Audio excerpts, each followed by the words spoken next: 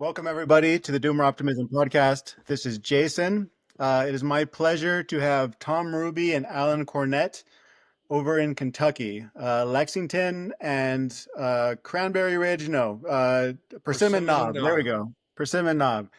Um, it was my pleasure actually to visit Tom a few weeks ago at Persimmon Knob. He has a wonderful farm, a wonderful wife, wonderful home.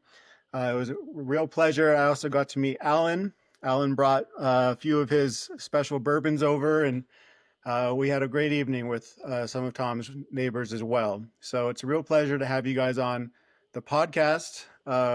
Welcome. Do you guys want to maybe just introduce yourself shortly? We'll get a lot more into a lot of stuff here in a few minutes, but maybe a 1 minute or so intro. Who wants to go first? I'll defer to Tom. Uh, I left the Air Force after 30 years and moved to Persimmon Knob in the knobs of central Kentucky, and on 15 and a half acres started a reforestation project. I had some old growth forest and have turned another 9 or so acres into forest now with trails, and we got running streams now that used to just be wash, and trying to do localism and trying to live a distributist, Chestertonian distributist lifestyle here on the knob, making neighbors and being really, really in tune with the local parish and with the local community on planning and zoning and coaching the high school soccer team, which I don't do anymore, but I did for a while, and local book club with friends and building cabins with a neighbor. So trying to live that life while still running a consulting business and taking trips with my good friend Alan Cornett.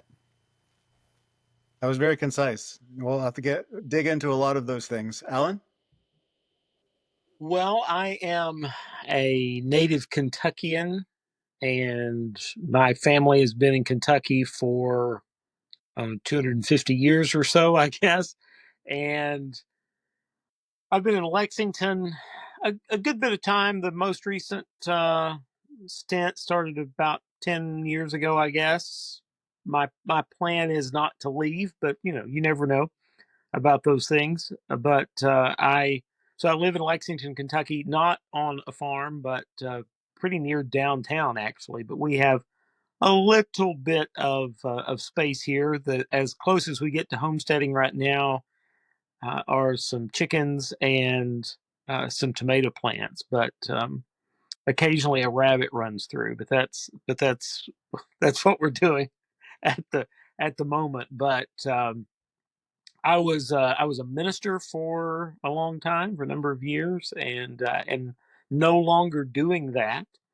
But live here with two of my daughters and my wife here in Lexington. So, and I go with Tom on cultural debris excursions to Europe, and that grew out of my own podcast, Cultural Debris, which comes out from time to time.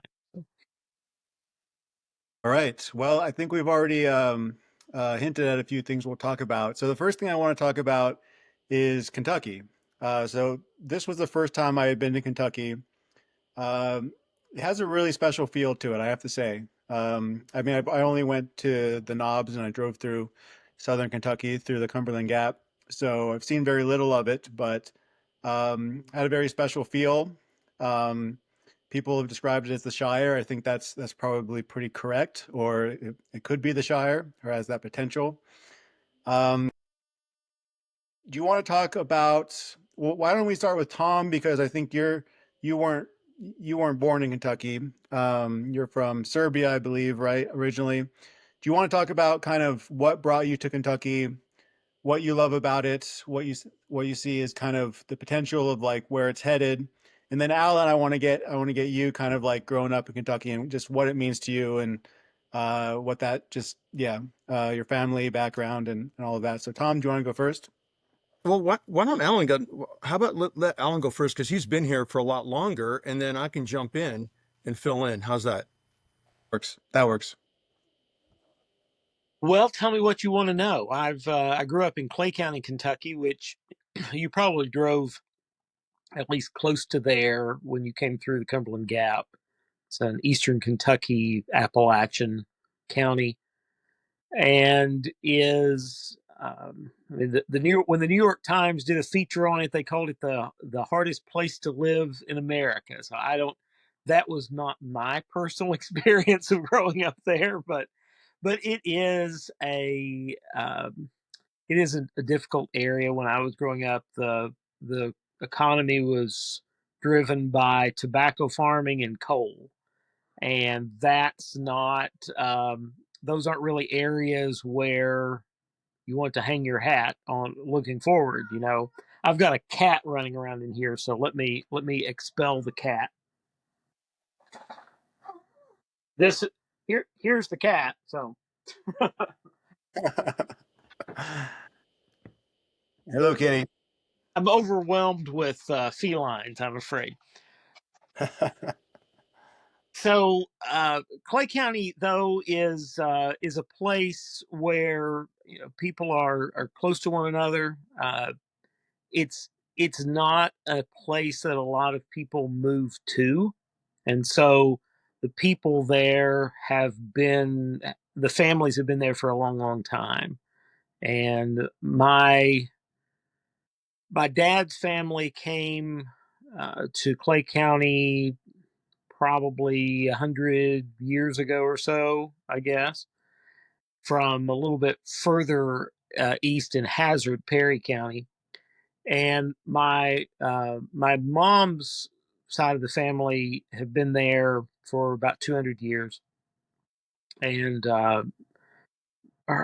we had an ancestor who moved there from central Kentucky, close to where I live now, and they were actually pretty well to do when they moved there, but the they ran salt mines at the time, so, salt works, and those eventually were destroyed during the Civil War, and that didn't do a great job for the family fortune. So anyway, my own family were all teachers.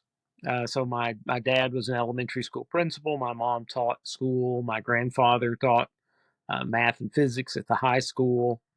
My grandmother was a kindergarten teacher. So I mean, like everybody in my family almost were, aunts, uncles were teachers of some sort or another. But I did grow up on a farm, and it was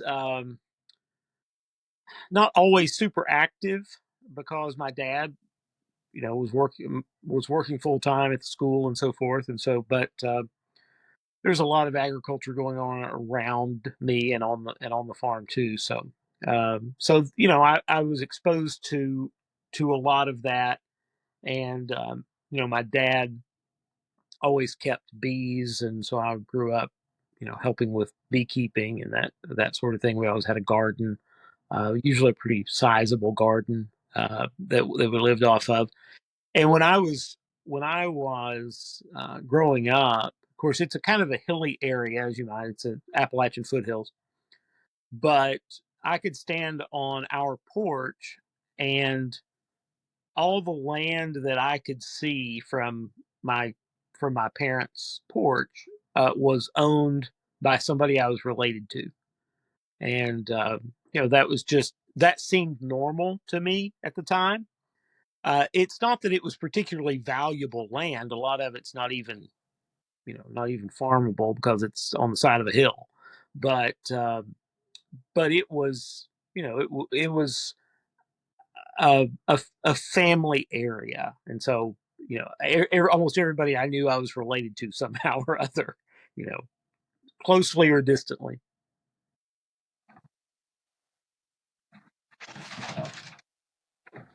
Tom, do you wanna add anything about your experience in Kentucky? Well,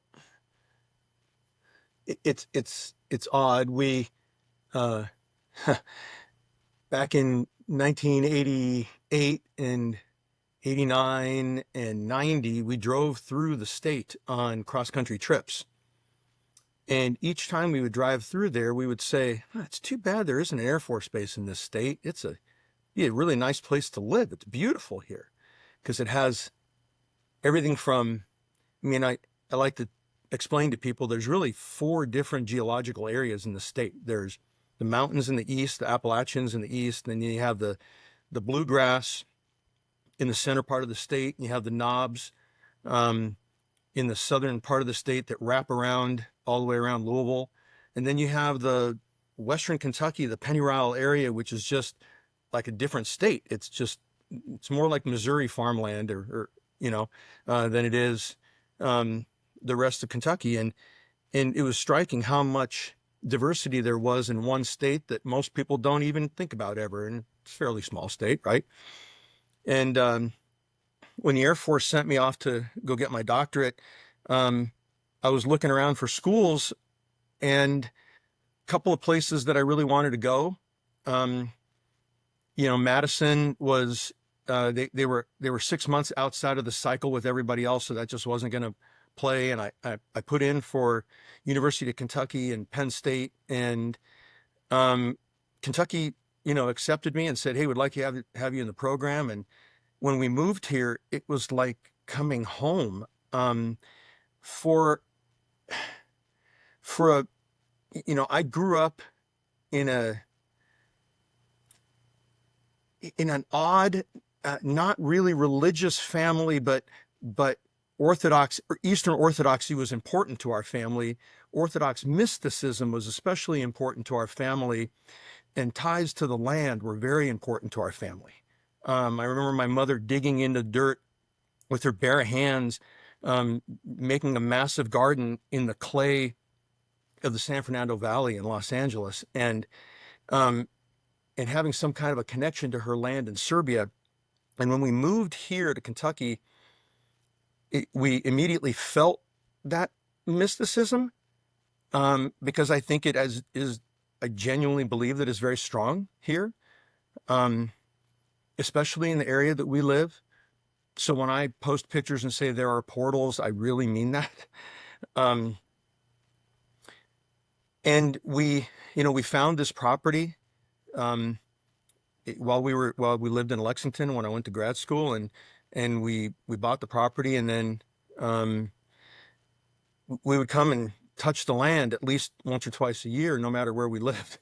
We would drive out here just to touch the land, and started really, you know, we handed a builder a plan for our house, and then immediately set to working, putting in an orchard, um, which you got to walk through, and now we have a second one that's planted on the west side of the house, and started planting trees, and we're up to 77 different species of trees. I sent Orchard Keeper a picture Saturday afternoon, and I said, "Hey, is this a pecan?" And he goes, "Yeah, that's a good eye. That's a pecan, not a walnut." And because I planted some pecans from seeds here, and they're, I got a good 10-footer growing, and and so it's neat to have that many different, you know, varieties of trees, and we eat off of the bounty of the land. Uh, Most And of our drink meat very well. Drink very well. we eat very well from our venison, and we have venison and turkey and occasionally squirrel and rabbit, but mostly venison, and and then we make liqueurs from the herbs and their fruits from here on the farm. That's great. Well, Kentucky, I think, is also very interesting to, I think, the doomer optimism audience and kind of set of hosts. I mean, one of the biggest influences on doomer optimism is Wendell Berry, the writings of Wendell Berry. He's from Kentucky. He left for a little while, but he's lived in Kentucky most of his life. His fictional books, are all based in a town, I think, somewhat similar to his. Um, you want to, whoever wants to talk about kind of the work of Wendell Berry a little bit, what it means to you, and Alan, I believe that you are also friends with Wendell as well. Do you want to talk about how you got to know him, and yeah, just in general, what his work what it means to kind of situating Kentucky in the world and what it means to you. Yeah, Wendell is somebody that I've gotten to know, well, got to know a long time ago, and we've maintained a friendship over the years. I started, well, he was still teaching at the University of Kentucky when I was an undergrad, but I never took him in a class and really was not that aware of him. Uh, my friend David Abner, who was an English major, would sometimes mention him and his books, and he was known to be the professor who would always take the stairs on Patterson Office Tower to his office. So that was uh, he was climbing a long way. And I actually had a friend in my class, I mean, my grade level, who took him in a class and didn't like him because I think his teaching style was particularly demanding, and she didn't appreciate, I guess, the way he was teaching. Looking back, of course, I should have signed up for any and all classes he was teaching, but the foolishness of youth. When I left UK, finished at UK, and I went to Mecosta, Michigan, where I was an assistant for Russell Kirk, the writer Russell Kirk, up there for a year. I began reading Wendell's work much more aggressively and uh, started a correspondence with him. I began writing to him. And Wendell was always very kind to answer my questions and correspond with me. I was just out of college at the time, 22 years old or so, and always very patient and kind and good to write back. And eventually, he invited me to come visit him at the farm. And so I went up there and began a relationship then with he and Tanya. That would have been 30 plus years ago now, and have visited up there, quite a bit. And when I finished grad school, Wendell actually asked me to help organize his library at his home, which I think, in large part, Wendell was having pity on a young, uh, unemployed semi scholar at the time, and giving me something to do. But I was going there pretty frequently and spending time. I mean, it wasn't even spending time with them a lot, because he would be off, I think, at his writing retreat, and he would just leave little notes of instructions of what I was doing. A lot of times, I was the only person in the house. Uh, and then for a time, I was doing some letterpress printing at Larkspur Press, which some of your listeners may know, and if they don't, they should. But Gray Zeitz, who runs Larkspur Press, has done hand set type and hand printing for, I don't know, I guess 50 years now or so. But he has published a lot of Wendell's books and broadsides and so forth. Beautiful work. Gray is probably the best printer in the country.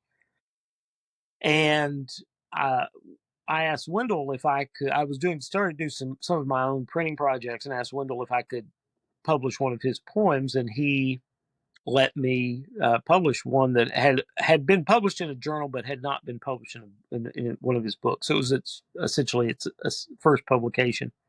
It was a little poem called Amish Economy, and so that was 30 years ago now, I guess, almost 29 maybe.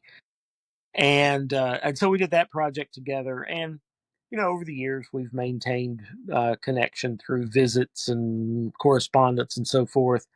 There was sort of a lull in my ability to visit him for a long time, because I was out of state and wasn't accessible to him very much. But in the past couple of years, a friend of mine, Seth Malden, has struck up a correspondence with Wendell, and he and I have gone together to visit Wendell several times, and I visited Wendell and Tanya by myself about a month ago or so. So, so Wendell has meant a lot to me personally, and his writings have meant a great deal to me. And I started reading him when I got to Kentucky. He had a column in the Lexington Herald Leader every, that he was writing, and and then um, the last year of it was funny.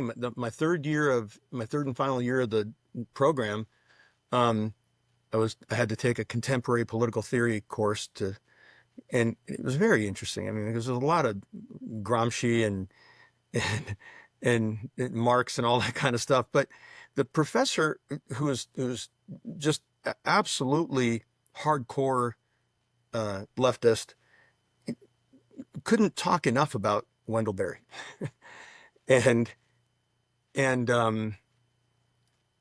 it made me think that you know because what I read from him just made eminent sense, and I never put him in a political theory category. Okay, I just like country common sense and goodness, right? If you want to read about goodness and good people and good characters and genuineness, right? Truth and beauty and goodness. That's what I read in him. It didn't occur to me that people would want to grab him, and hold him up as an icon. Um, and we saw some of that when his book came out. um, and there were a lot of people. Mike from the Black Swan in Lexington, before it came out, said to me, "I think there's going to be a lot of people that are not going to be happy when they read this book." You remember that, Alan? Well, absolutely. Michael Courtney at Black Swan Books has been friends with Wendell for a long time, and is certainly sympathetic with the sort of project that you're engaged in with newer optimism and so forth. But Michael has taken a lot of my money over for the past 35 plus years at Black Swan Books. So, Yeah, I think it's the best used bookstore in this part of the country. well, no question, probably it's one of the best in the South, maybe the best. Yeah, I mean, Wendell Berry has always had this kind of cross appeal. Not many people are able to have this appeal. A lot of, you could say, kind of lefties admire him, or have more come to critique him as the left just comes to critique everything uh, these days. But he speaks as a traditionalist. I think first and foremost, and the value of tradition and the loss of tradition with regards to kind of agrarian culture.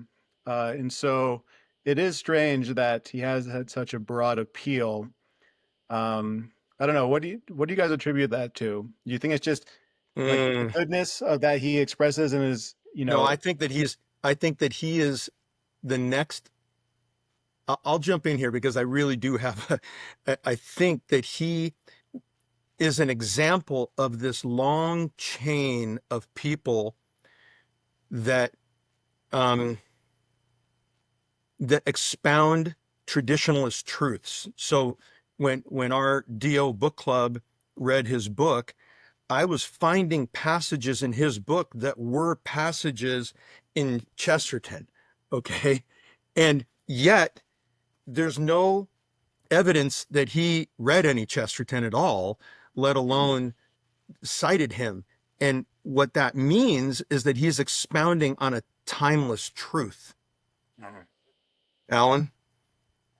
Yeah, I think that's exactly right. I remember years ago when I was in grad school talking with my professor Clyde Wilson, who was a professor of history at the University of South Carolina, and we were talking about Wendell Berry in relation to the Vanderbilt Agrarians. I'll take my stand and so forth, and how, of course, Wendell's familiar with "I'll Take My Stand" and the Agrarians, but he never really saw himself as a direct disciple of theirs, and critiqued them a fair amount as well. But Clyde pointed out that Wendell was saying a lot of the same things that they said, and as Tom detected, also Chesterton, who was writing in the distributist stream, which had a connection, of course, with the agrarians um, through books like "What Are People For" and so forth that Alan Tate edited, and but um, but he made the point it's a validation of the tradition that they're writing in, that they're not necessarily consulting each other, but they are speaking certainly from their own observation and conclusions, but they're doing so from within a greater stream of thought that goes back, to through Jefferson and back to Virgil. It's Yes, I was just going to thank you for saying all the way back to Virgil, because they do. They go back prior to Chesterton to Father Vincent McNabb and the Catholic land movement in England. But even before that, you had you had intellectual movements in France and in Italy, and certainly, you know, Bonaventure was writing in the very late 1200s about the theology of history, and what that means, the epochs of man. And so the I do think that there are timeless threads that somehow or another are maintained by people that don't know each other or even of each other, and yet they're still expounding those. yeah. I mean, the agrarian, however you want to determine it or term it, the distributist, the agrarian, the doomer optimist principles. I mean, there are going to be variations and different emphases, and those are also affected by the time in which they're expressed and the needs of the moment. But they are eternal truths that always reassert themselves, and I think and always will reassert themselves. Now, in the past 150, I guess 150 years or so, there's been a bit of a rear guard action on it, but that doesn't, I guess, that doesn't mean that it's any less valuable, and in fact may mean that it's more so, especially as we're looking into the rise of AI and the continued separation of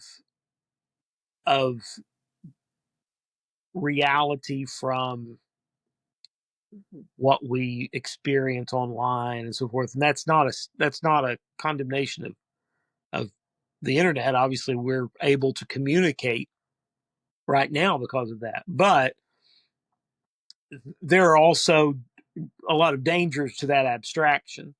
And my old boss Russell Kirk, uh, he called himself a northern agrarian, although he was not a farmer, but he was somebody very much sympathetic with the southern agrarians, with the distributism of Chesterton and Belloc.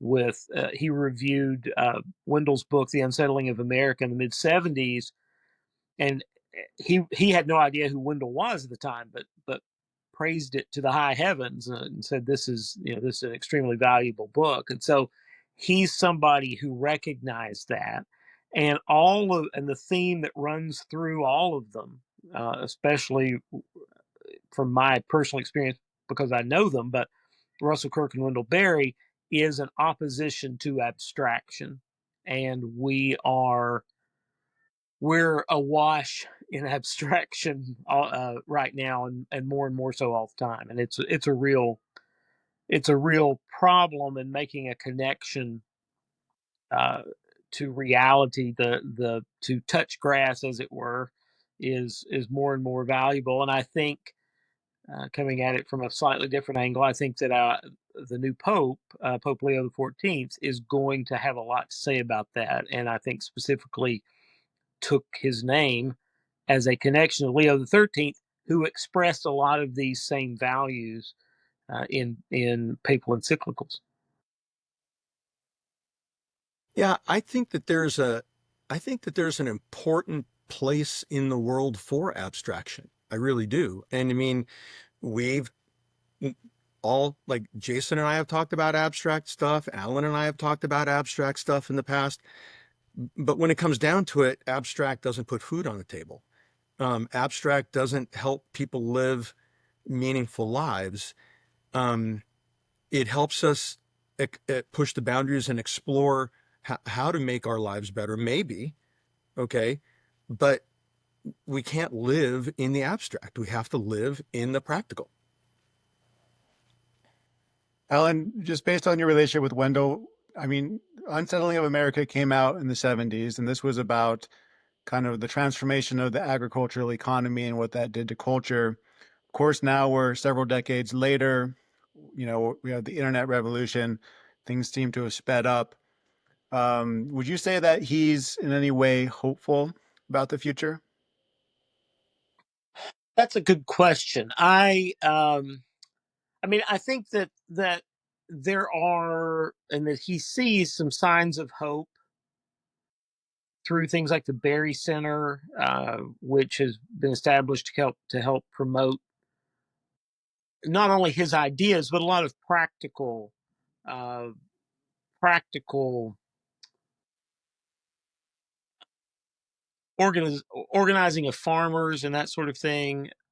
If you saw uh, the documentary they did a few years ago about Wendell, talk some about that. But his daughter Mary has done a lot with helping farmers to kind of set up co-ops and to recognize their own value and worth and that sort of thing.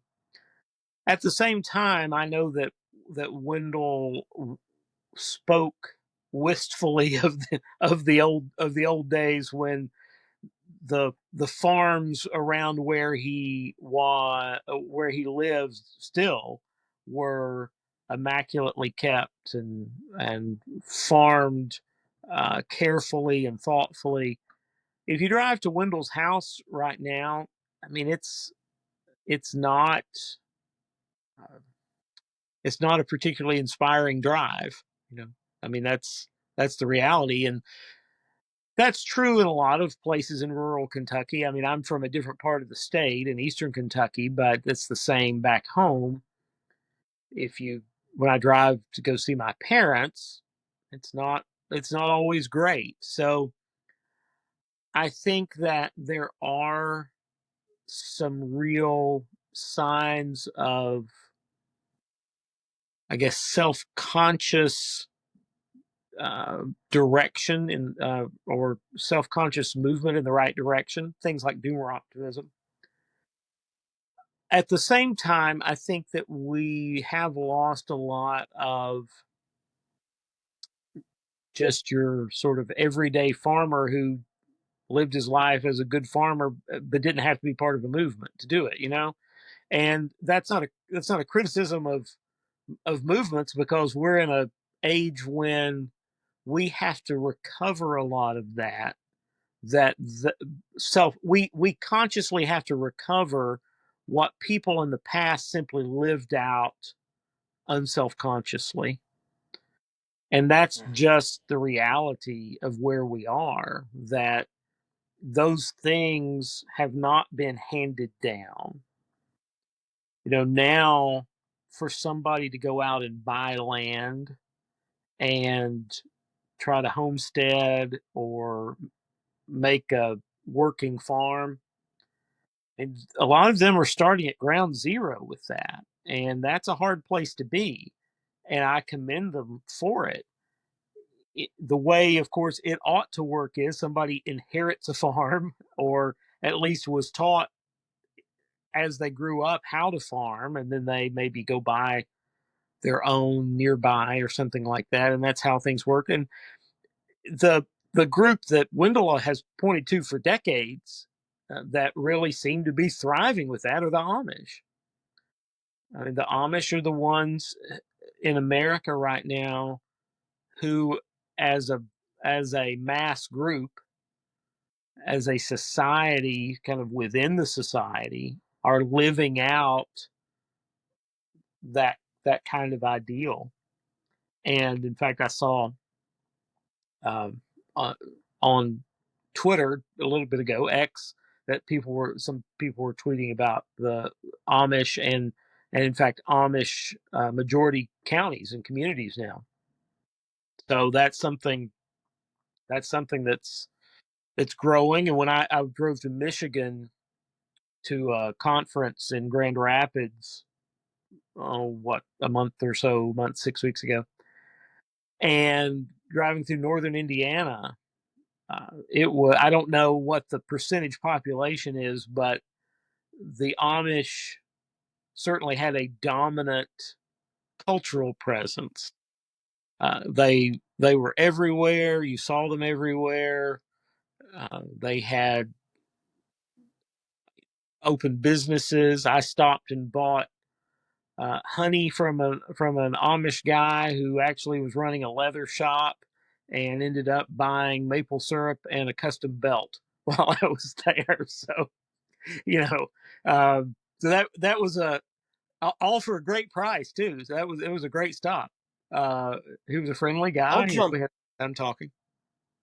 I'll So jump I mean in on that too, that's about the importance of agrarianism movement. living. I'm sorry, Tom. Go No, no, no. I'm sure.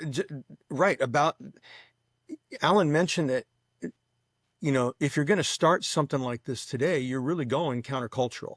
And this is where the importance of movements like DO are, to take the abstract to the practical. Okay. So when you had government policy, federal government policy, starting in the Nixon administration, saying get big or get out to farmers, they didn't want small farmers anymore. Today, it's genuinely countercultural to do so. But as Alan said, if you're young and going to buy a farm, when I say young, I'm talking about somebody in their 30s or 40s going to buy a farm.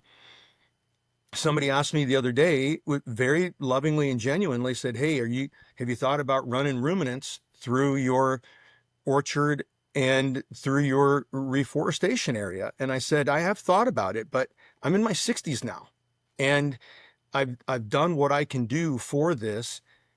I'm not in a position right now when it's just Laura and me here to just do that." Okay. And, but what DO can do is help those younger people be that countercultural, element, right? To band together, like the Catholic land movement's trying to do right now, trying to help families find farms near each other. When we drove through the knobs together, Jason, you and I, you said at one point as we were coming out of Lebanon towards Perryville, you said, "This looks like the Shire." And well, it does look like the Shire, because I think it is the Shire. Um, and I mean, when I tell you there's infinity farmland out here waiting to be bought for $1,000 or less an acre, it is, but you gotta want to do it, you gotta want to do it, and you need some help. There's no lack of land in a place like Kentucky, and I mean I think that there'd be a lot of objectively prime real estate available to somebody, and I'm sure other states are the same. But I know Kentucky's that way. Just driving to Wendell Berry's in Henry County. I know in Clay County, there's all kinds of places. Now, I mean, it's a little hillier there, but it's pretty hilly in Henry County Well, too. But from our there's house to the lots Tennessee of border farmland. is Go ahead, Tom. from our house to the Tennessee border is valley after valley after valley after valley of watered, former farmland with great streams flowing through them. Yeah, Kentucky actually has I think there are more miles of running water in the state of Kentucky than any state other than Alaska. It's a which is a I know it's a crazy statistic, but there's just lots of rivers and creeks and running water in Kentucky. It's we have droughts, of course, but we haven't this year. It's a well watered place, uh, and if someone wants to get into the practical life of being on the land, in a sense, there's been no better time to do it because you can buy in, relatively speaking, cheaply. Um, but that doesn't mean that it's easy. Of course, I mean that's the easy part. The hard part is putting the plow on the ground and learning how to do it and living, learning the cycle. And it's a process. And Wendell talks beautifully about this and writes beautifully about this, but it's a process of a a, a farmer learning his own place Yes. and learning the particularities of a ridge and of a valley and what grows where and that those things are learned over a long period of time and a lot of times through a great deal of pain and and uh, and patience. And so Yes. it's it's easy, and all of us, I think, at time have romanticized the life of a farmer, and it's easy to do, but it's not easy. It's not an easy life, though. But I think it's a rewarding one. I say this as somebody who grew up on a farm, but I've never been a farmer myself, and at my age, probably never will be a farmer, a gardener, uh, maybe, but not a full time farmer. But we can do what we can to support and Yes. encourage those who are willing and able to do that. And for those that really do want to come out and do something like that, my practical recommendation is that the land is far more available than your ability to farm it all. Here, Jason and I drove through um, a lot of fallow farmland on the North Rolling Fork River that had just gone fallow, and it's available for sale. And if somebody wanted to come out and do it, that they'll sell you the entire farm. But I would just as strongly as possible urge you to not try to farm it all. Just start with a small piece and then see what you can do. And like Alan said, like Alan quoted Wendell Berry, start by learning your land. It took me a lot of years to learn my own, land. And why was it? You saw this. One of my hillsides is drastically different than another hillside on the other side of the creek. It's like a completely different biome there. And you had to learn about, which way the ridge faces and how much sun it gets. And those are things that you can do here if you start deliberately and slowly and build your way up. Yeah, I was a bit wistful, just the amount of farmland, because I also live in a beautiful place, Western North Carolina, but there's very little arable land here. It's very, very hilly. So I was a bit wistful about that, and I can also confirm that I'm just on 5 acres, a little hobby farm that I'm trying to develop, and it's a lot of work and a big learning curve because I don't come from a farming background. And I think there's going to have to be a lot of experimentation, trial and error, and probably educational institutions, apprenticeships, things of that nature that are going to have to help this transition because I think a lot of people have been disconnected from their grandparents or great grandparents who farmed, and and they just don't have the knowledge. They don't have the skills, and it's not easy, but I think it is possible. Um, I'd like to move, and I think there's a bit of a bridge here. You mentioned Catholic Latin movement. You mentioned Pope Leo the 14th and the significance of that related to Pope Leo the 13th. Let's talk a little bit about Catholicism. Both of you are adult converts, from what I gather. Tom, you grew up Eastern Orthodox, Serbian Orthodox, and Alan, you were a minister of the Church of Christ, I believe.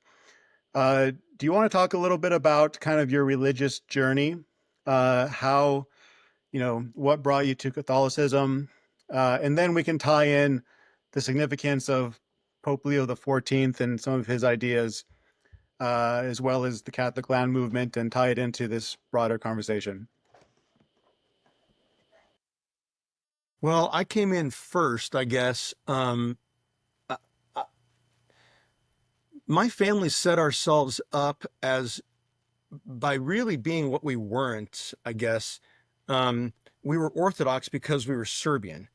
Um, but I don't think anybody actually really believed. I mean, my own mother at one point, who's also now Catholic, um, when I was young, said those are just stories that men made up to tell us what we needed to do. Nobody really believes that stuff. And I said, well, then why is Orthodoxy so important to us? Well, because it's tied to our nationhood. But I never really understood what that meant. And what it really meant was that we weren't Catholic. Um, that's how we defined ourselves, by being not Catholic. And when my when my grandfather found out that I was engaged to a Catholic, he tried to, have my mom break off the wedding. He was that serious about it, because Croatians were Catholics, and they, opposed us in World War II. And that's what was important. And I I really all I knew is that Catholicism was wrong when I was young. I didn't know why. I just knew that it was wrong, and I wanted to save my wife. So, I said, "Hey, you got to not be Catholic anymore." She's like, "Okay, okay, why? Just tell me." And um, so I started doing a lot of research, and writing research papers in college on Orthodoxy and Catholicism, um, and what I was led to the church through an intellectual path, kind of like a Thomistic path, that the Catholic Church actually had answers, and they wouldn't wave things away and say, well, you just have to believe. Okay. They actually had an answer for every question that I had, you know, and I found it unsettling at first. I mean, really unsettling when I'd get really upset about something. Well, what about this? And my spiritual director would pull a book off the shelf and go, Saint such and such wrote about this 1200 years ago. And I'm like, no way. Okay. And there came a point at which I had to accept, and I did accept, that there wasn't any answer that somebody else like, I wasn't God's gift to critical thinking that came in the year 2000 or 1992 or whatever, 1986. When I got married, the Lord didn't wait, 1986 years for me to come along and teach the world. Other people had already thought about those things. And once I figured that out, that gave me great comfort. It really gave me great comfort to know that I had a history to call upon. Yeah, so I made my profession of faith in 92, and have run with it ever since. Yeah, like Alan, I can't think of a denomination more different than Catholicism than Church of Christ. So this uh, is, well, yeah, that's probably true. Uh, that said, there are some similarities in approach and thought. Even though people in Churches of Christ would be would probably be upset to hear that, but uh, like Tom, I my own journey was largely an intellectual one, but I was much more of a slow burn than he was. I was raised attending a Church of Christ, very rural, as rural as you can get. Church of Christ, very small. But in Eastern Kentucky, there simply was no heritage of Catholicism there at all, and I didn't even know Catholics at all, know any Catholics until I was probably a teenager. And there were a couple of families that had moved in town who were Catholic, and there was a small Catholic church in town, and so I got to know some of them in high school. But we didn't sit around talking about religion either because we were kids in high school. And then when I was in college, I, of course, had additional good friends who were Catholic, and of course, Catholicism was a lot more common.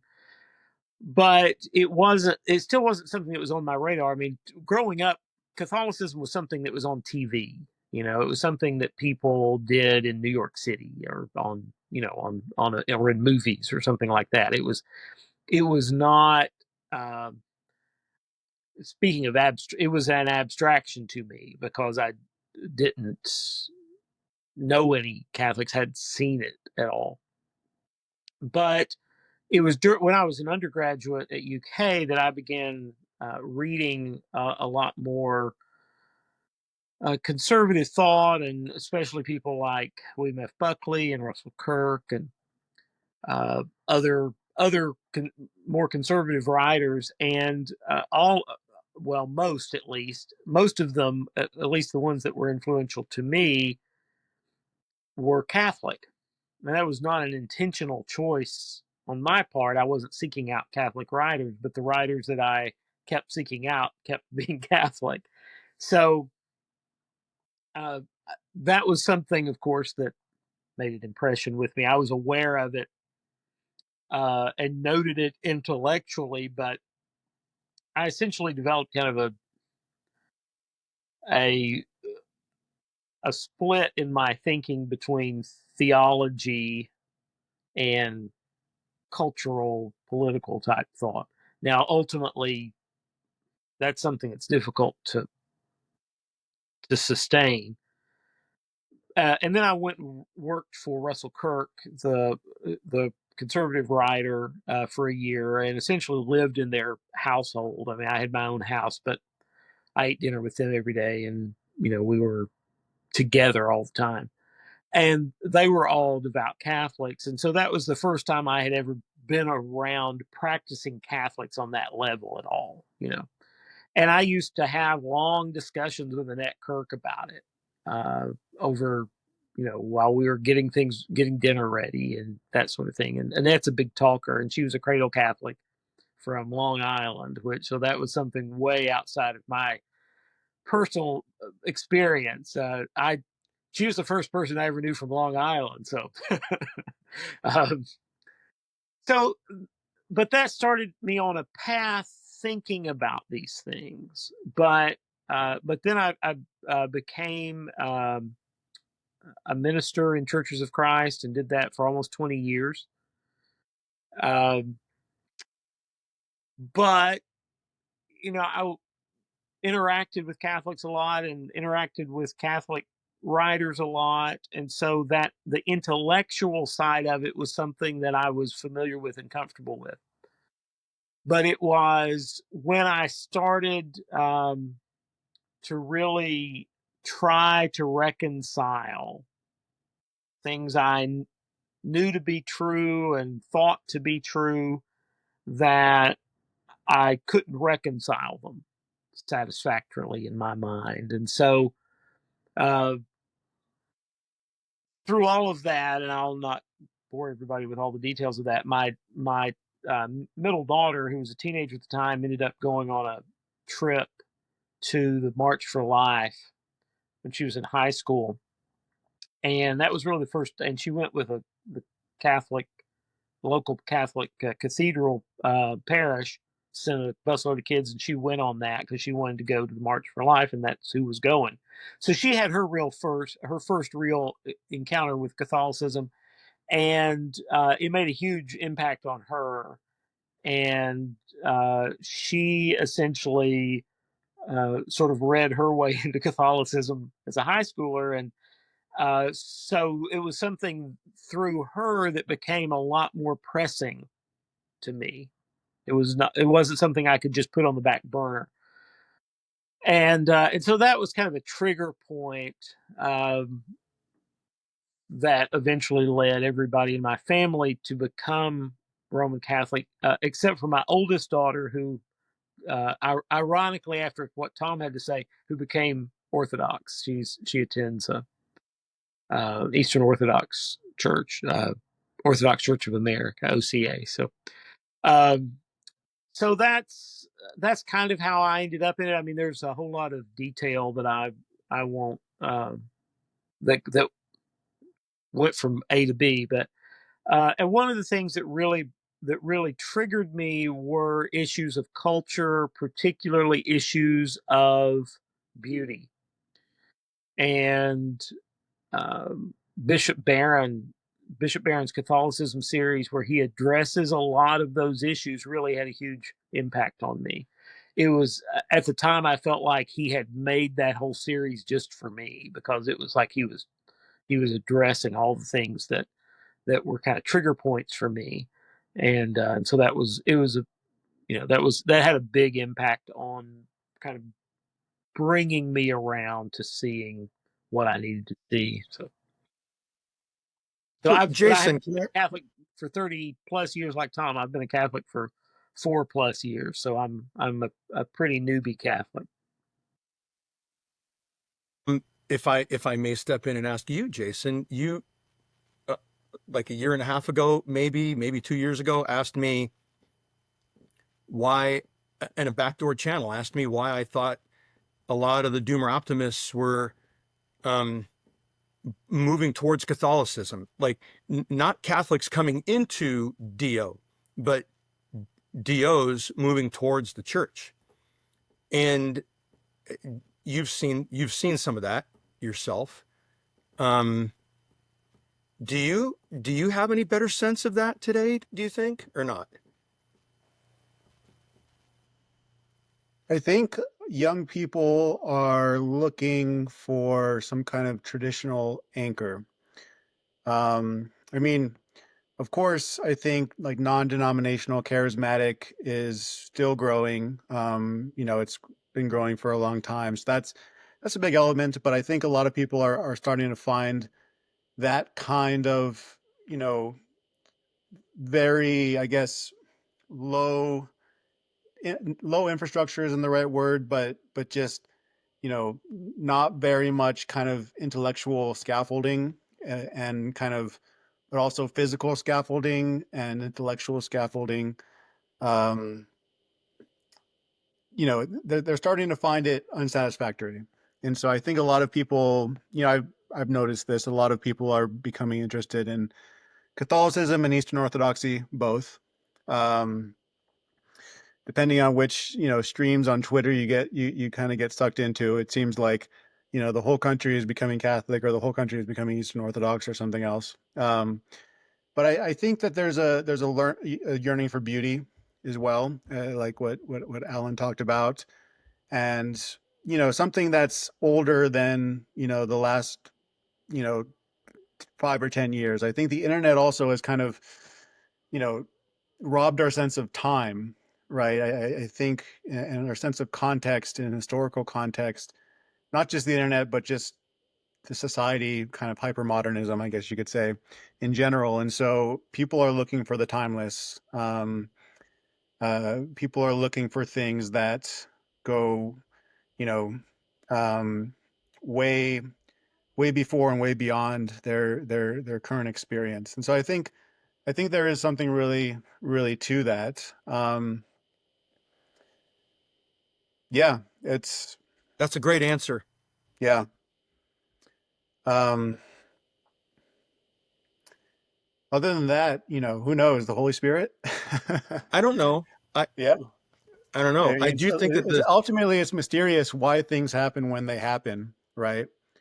Um, I am interested in, like doomer optimism in particular is, again, very interested in agrarian issues or new urbanism or, kind of recovering beauty, recovering tradition, recovering purpose.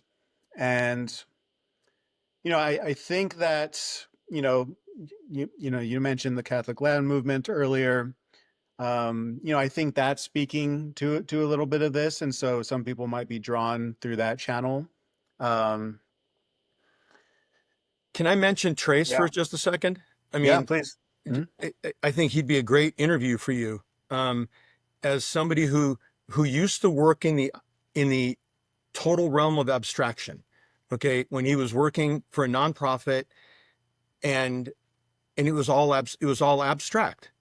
Okay, and he started a business, and it was like the Bugs Bunny cartoon shovel to the face. The abstract doesn't pay your bills and doesn't pay your workers. Practical does. And Trace has moved from a kind of a crunchy, uh, I don't know, spirituality, you know, to Catholicism. And he's living in a practical world. He's actually living in a really, really practical world with a business that's doing regenerative agriculture in the city of Atlanta, you know, and it's hard work. And I have the privilege of watching him do it every week, Mm. in our Yeah. meetings together. Yeah. Yeah. Um, maybe this might be a good segue to talk about kind of maybe what you see as potentially the future of Catholicism in America, particularly with regard to these traditions of Catholic land movements, distributism, Pope Leo the 13th and Pope Leo the 14th.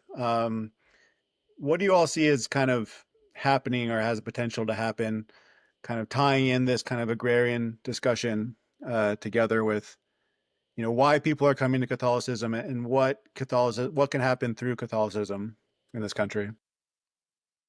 I think you're going to see more and more American Catholicism driven by converts and children of converts. I think that the old ethnic identifications are breaking down and have broken down. Uh, you just don't see that a kind of strong identification like you used to. There are remnants of it, but it's dwindling. And so I think that you have more a more committed um, Catholic on the whole. I think it's going to increase. Uh, it's probably going to end up this. Pope Benedict talked about this. It's going to be a smaller church, but I think it's probably going to be a more focused church. There are going to be a lot of growing pains, or maybe I should say downsizing pains with that. Um, but I think that it's drawing people who have a real commitment to certain ideals, and those come from different directions. But I think the land movement certainly is one of those, and I think that there are a lot of people who come to it through different directions. People like the distributists, but also people like Dorothy Day. Larry Chapp is somebody who has has had his own farm, and I saw that he's getting ready to sell that. But he's done that for a number of years, and uh, he's tried to live out a lot of the old, a lot of those Catholic land movement principles. Like Tom and me, he's getting older and going to have to turn a lot of the physical stuff over to the younger folks. Um, but I think that there are a lot of streams in, and ultimately that people start to find that connection because there is such a connection And even if you look at monastics, there's always such a connection to the place and the land, and that that that kind of faith is going to point us there. And so we just have to find ways to connect with it, because even as Wendell himself writes, not everybody can be a farmer. A lot of people are going to be city people. In the modern America, most people are going to be city people, but that doesn't mean that they have to be cut off completely from the land and uh, the way food is produced. I mean, that's a very important issue. We're seeing that right now, very interestingly, on the right, um, with the whole Maha, Make America Healthy Again stuff. There's a big Venn diagram overlap there. Now, it's not the exact same emphases, it's not the exact same people, but there's a big Venn diagram overlap with all of those things. And so, we had that discussion earlier about, is Wendell Berry left or right? And I think he self describes as a traditionalist. He does not like the term conservative because to him that has a lot of negative connotations politically, understandably so. But what we're seeing, a lot of those kind of what we used to consider kind of crunchy concerns, right, that used to be left coded, are very much right coded, and moving that direction. I guess moving that direction uh, fast. So anyway, those are all interesting developments, and I think that Catholicism is, as we see kind of the state of mainline Protestantism in America, Catholicism may end up being kind of the last man standing, along with Orthodoxy, and uh, uh, among people who are seriously religious. I mean, they're going to be Protestants, but I think that relative to the religious landscape as a whole, Catholicism is going to become much more and more important, relatively speaking, even as we see the old ethnic identities breaking down. So that's, sort of an irony there, I guess. Yeah, I think that we have to recognize that. Okay, first I'll just make a broad statement. I think that Catholicism is at its ebb right now. It is at the outer ebb and is about to have the incoming tide. And I think that the tide is going to be, I mean, I don't want to be, if I say Bay of Fundy style tide, I don't think it's going to wash over the entire country, but it's going to be a strong tide, and it's at the outer edge right now because of a generation of two different things are dying out right now. The immigrant ethnic parishes that were built in the cities. So every city had a Polish parish, an Italian parish, an Irish parish, and a German parish. Okay. Um, and maybe a Czech parish, right?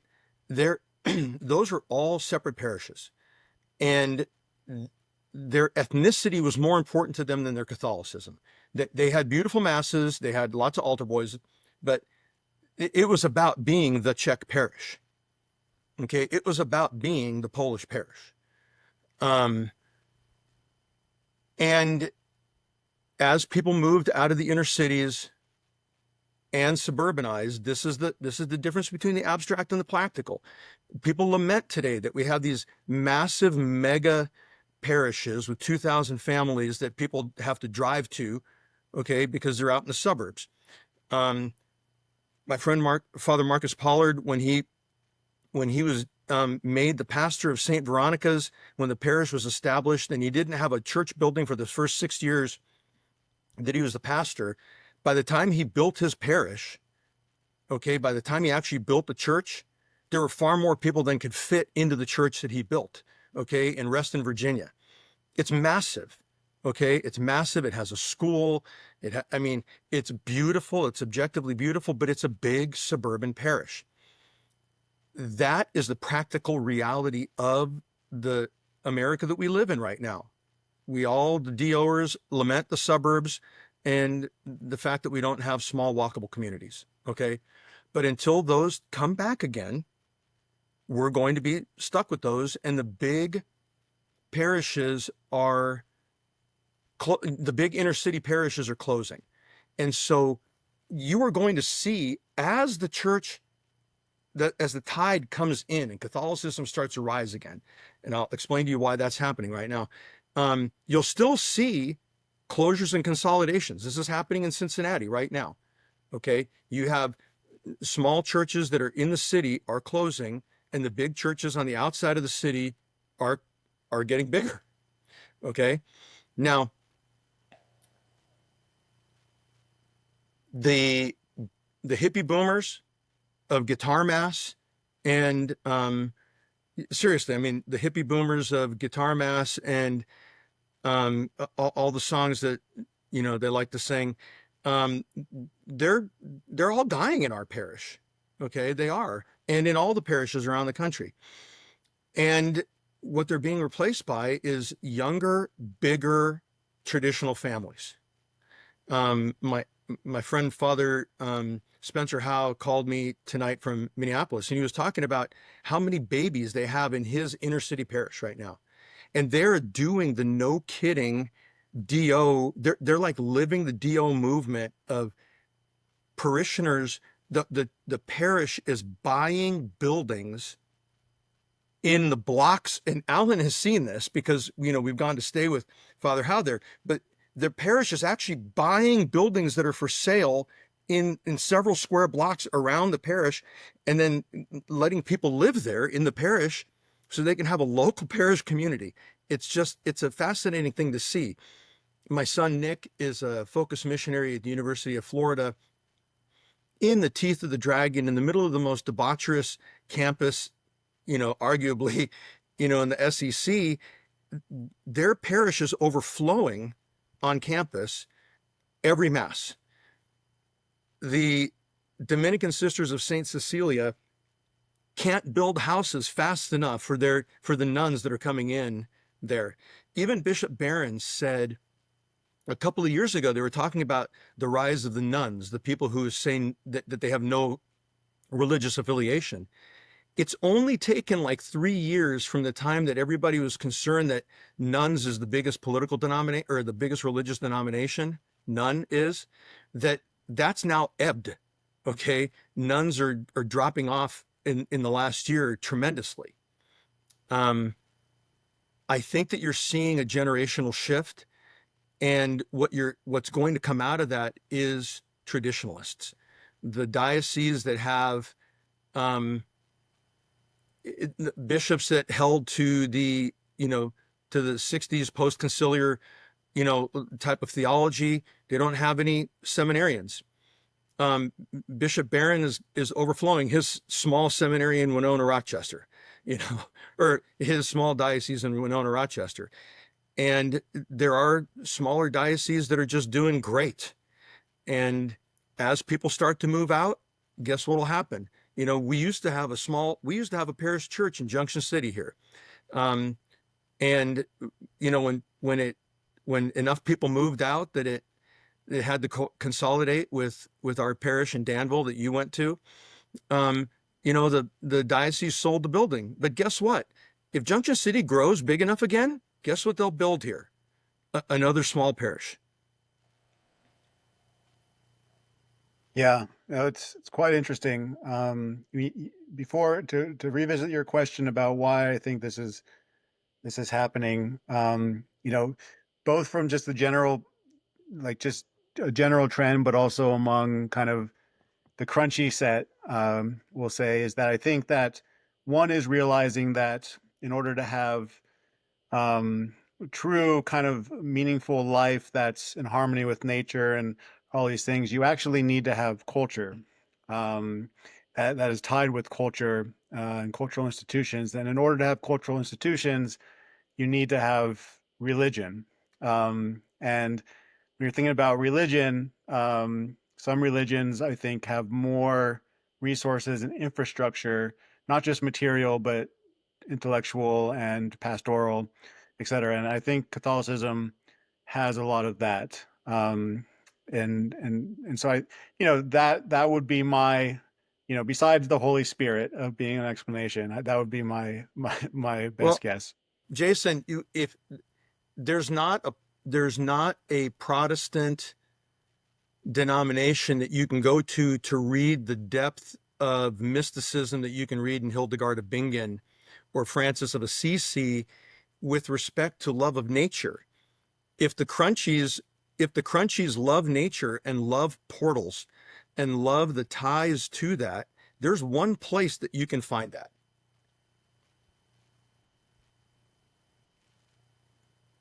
That makes sense.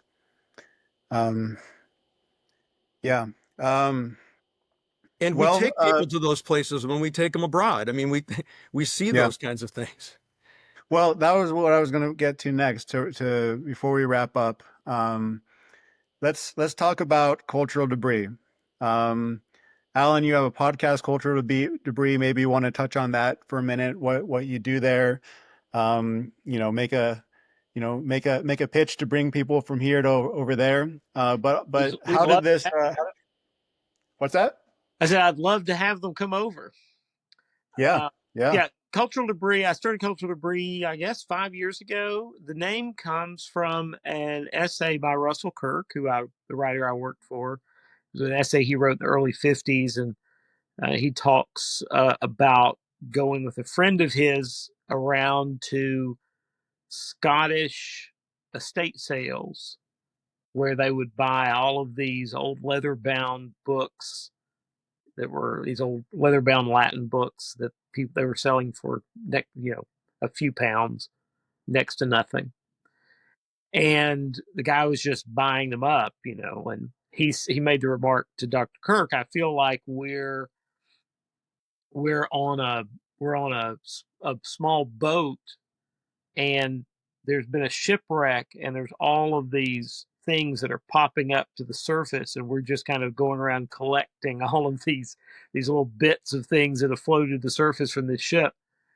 And he called them cultural debris, is where that name comes from. So I always liked that essay and liked that expression, and so when I started the podcast, I took it for the name of the podcast, which I didn't feel too bad because Dr. Kirk liked to borrow phrases and terms from other writers too. So I was continuing on a tradition there.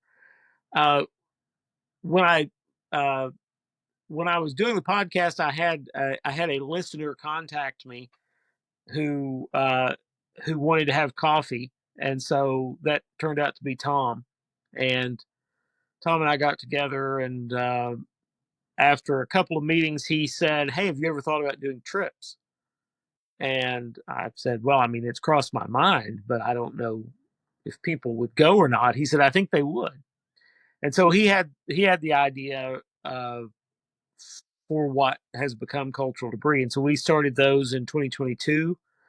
And so this is our fourth year of doing those. We had a trip to France in May. We're going to Italy in October. We have 3 trips planned for 2026. We already have people in all of those trips with just a couple of spots here and there still open. So it's something that's really taken off, and I think people want to see authenticity. And so our goal is to take people to places that they wouldn't necessarily go on their own. We don't go to the most touristed place, and we don't want to go there and simply be a tourist. We say be a visitor, not a tourist. We want to live as much as we can like a local while we're there. I mean, we understand the reality of that, but you can also go somewhere and observe it, or you can go somewhere and sort of enter into it. And we try to enter into the places we go. Yeah. How did the idea of the podcast Cultural Debris lead you, Tom, to suggest, hey, let's take some trips? What's the connection there? Is it yeah. Do you want to talk more about where that idea came from, Tom, and Well, how I meeting had Alan listened kind to of catalyzed that? I had listened to Alan's podcasts. You know, that believe it or not, it's the overlapping Venn diagram. The I found Do through a very particular person that was, active, very active, and still active in the Do circles, and he encouraged me to come into and start, writing and talking about stuff, and then somehow or another the algorithm found that overlapping Venn diagram of Alan and cultural debris, and I started listening to his podcasts, and I just found it really, really interesting. I found it engaging, and he happened to be in Lexington, and um, I had I had done this, believe it or not, when I was active duty. I had taken uh, I, groups of officers. I had, uh, when I was a senior officer, I had the ability to take groups of mid-grade officers over to Europe for a week or two at a time to exchanges with other countries' um, service schools, intermediate service schools, and then go do this kind of thing. And I wanted to do it outside of the Air Force with people that really wanted to go. And I pitched the idea to Alan. And I said, I bet you have a lot of listeners that would like to do this. And, we didn't know what we would get. We really didn't. You know, we picked Genoa because I had come to love the place because I happen to think it's the best city in Italy. It's one of the least touristed cities in Italy because you can't do everything. So people pick Rome, Florence, and Venice. And they pick the Amalfi Coast, and then they'll probably go to Milan after that or whatever. And we filled up a week, and we limit ourselves to 6 guests. So we sat down and we scoped it out. We said, who do we want to be and who do we not want to be? What is it that we want to do? We want to give our guests an authentic experience that puts them into the culture there. And we want to find cultural debris. We want to sift through our experiences to find that cultural debris there. And we happen to have just great partners that we partner up with there. And we've made great friends over the years now. And so when we go to places, we get into restaurants that you're just not going to be able to get into. So 8 people can get into a restaurant that a big tour group just cannot get into. A busload of people is not going to get into Osteria Pandemonio or Sonia's restaurant that has 4 tables in it, in Genoa, and we have the whole restaurant. And she makes us dinner, and she's it. And she makes us dinner, and we don't order, and the food just keeps coming. And at some point you say, Sonia, basta. I can't take anymore. And she's like, but I haven't brought you all the food yet. We said, yeah, we can't eat anymore. you know, and you don't get those kinds of experiences. You get to become friends with people over there over time, and the guests return, and it makes us, I don't know, I'm not sure that I have any greater happiness in doing this than the fact that we have people that are, going on multiple trips over multiple years with us. And when you limit it to 6 guests per week or per excursion, whatever time frame, a week or 10 days, it's intimate, and they become friends over time, and they really get to see places that they wouldn't otherwise get to see. Well, you mentioned you have a couple spots open for 26. If somebody listening to this happens to be interested, if not for 26, then maybe, future on. How do they get signed up? How do they get into it? Well, they can at Alan Cornett on Twitter. They can at BGCTS, me on Twitter. They can go to culturaldebrisexcursions.com. Okay. Okay. Yep. And contact us.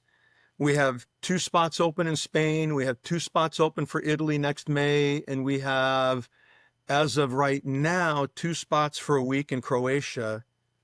And then we're getting ready to send out a mailing about our 27 offerings. Okay.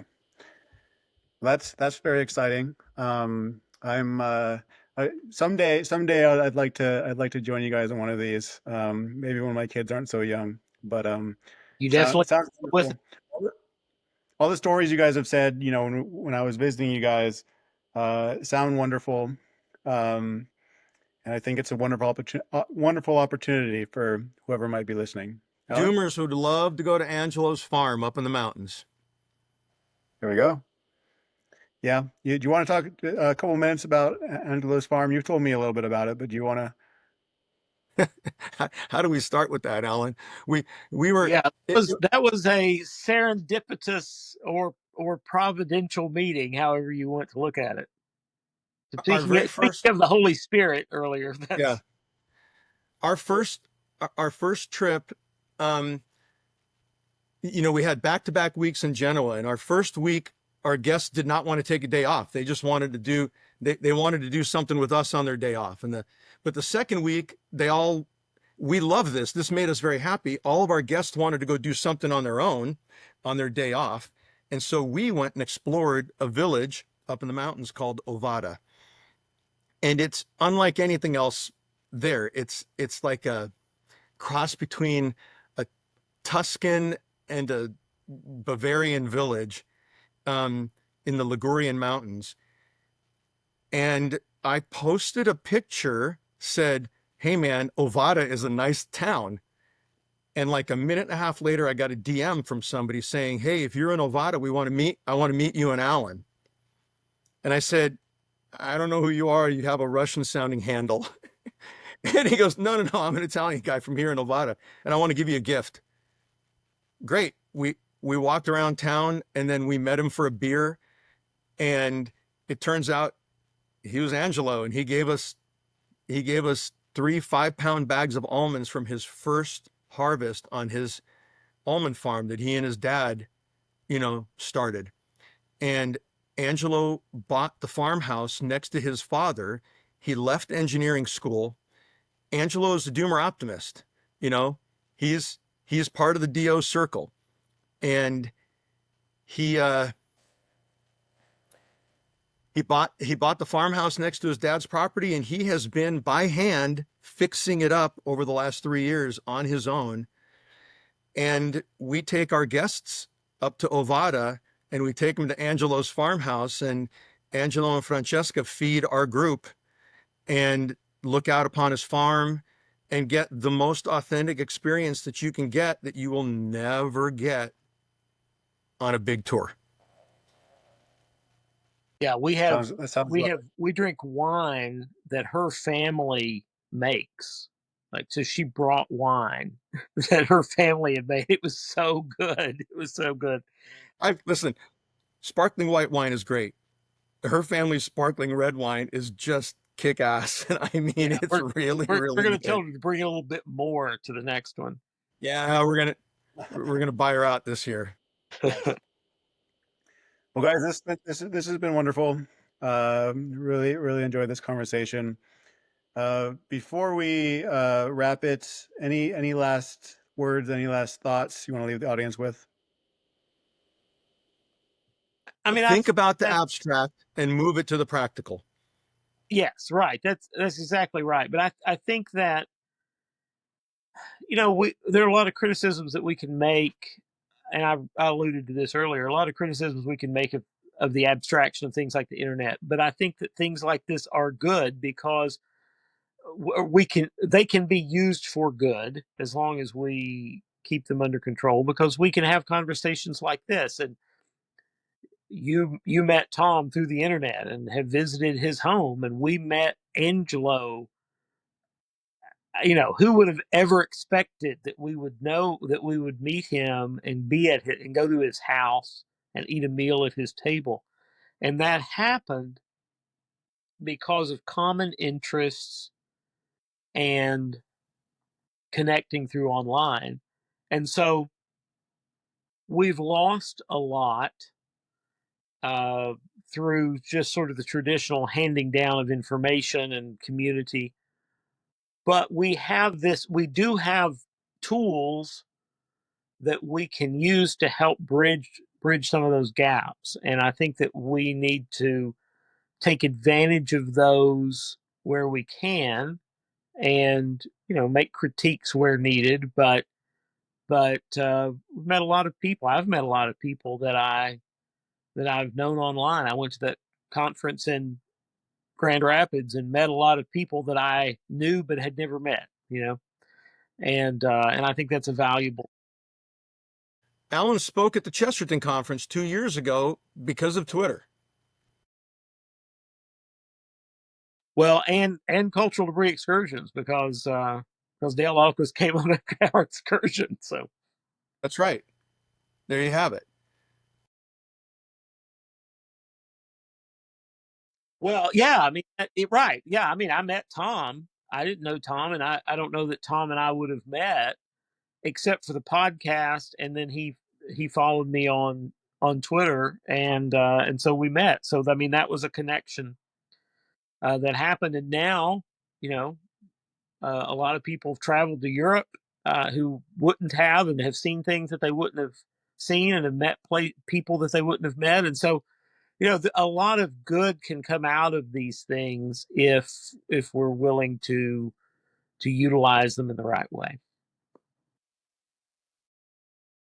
Thanks a lot.